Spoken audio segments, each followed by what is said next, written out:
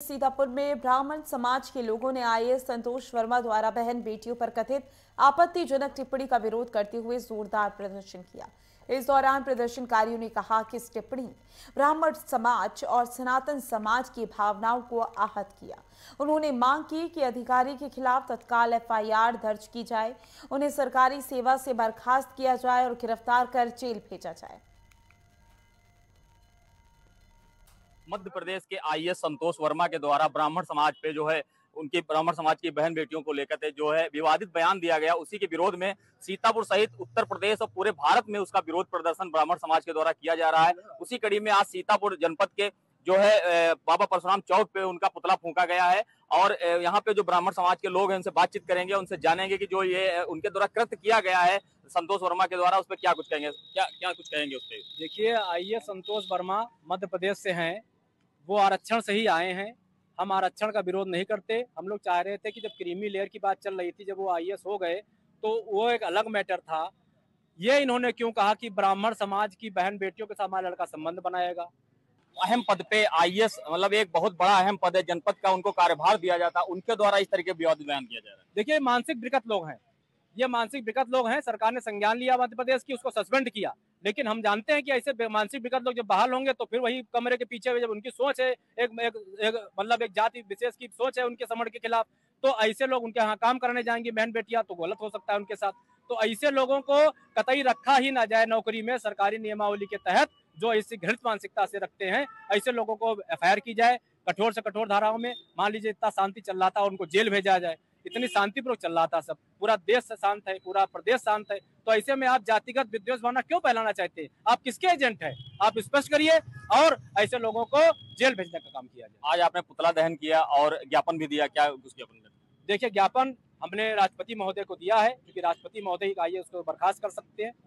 हमने उनको दिया है यहाँ पर माननीय जिलाधिकारी महोदय के द्वारा, तो अभी सिटी मजिस्ट्रेट साहब आए हैं, उनका बहुत बहुत धन्यवाद है। यहाँ परशुराम चौक पर उन्होंने ज्ञापन लिया है और वो राष्ट्रपति के पास भेजेंगे और शीघ्र से कार्रवाई होगी। अगर ये कार्रवाई नहीं होती है तो हम लोग इससे बड़ा आंदोलन अखिल भारतीय ब्राह्मण महासभा और सर्व समाज संघर्ष सभा मिलकर करेगा और ध्यान उधर, सरकार का ध्यान इधर आकर्षित कराएगा और हम लोग कार्रवाई तो करवा कर ही मानेंगे।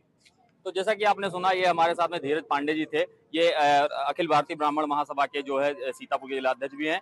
इनके द्वारा ये कहा गया है कि जो आज यहाँ पे पुतला दहन किया गया, अगर जो और सिटी मजिस्ट्रेट को ज्ञापन भी सौंपा गया राष्ट्रपति के लिए, और आपको बता दें कि इनके द्वारा ये कहा गया अगर जो इस पे कार्रवाई नहीं की जाती है, फिलहाल जो संतोष वर्मा उनको जो सस्पेंड किया गया है, लेकिन ब्राह्मण समाज की मांग है कि उनको बर्खास्त किया जाए, उन पर कड़ी पे कड़ी जो है कार्रवाई की जाए। अगर जो इस पे कोई कार्रवाई नहीं होती है आगे, तो इनका लोगों का आगे आंदोलन इन लोगों का और भी चलता रहेगा।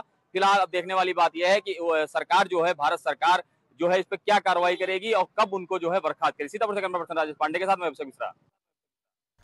सीतापुर में चुनावी कार्यों में लापरवाही के आरोपों पर प्रशासन ने सख्त रुख अपनाया। खंड शिक्षा अधिकारी नगर के खिलाफ एसआईआर, फीडिंग कार्य में लगातार ढिलाई बरतने, ड्यूटी में अनुपस्थिति और मोबाइल बंद कर रहने के आरोप में एफआईआर दर्ज की गई है।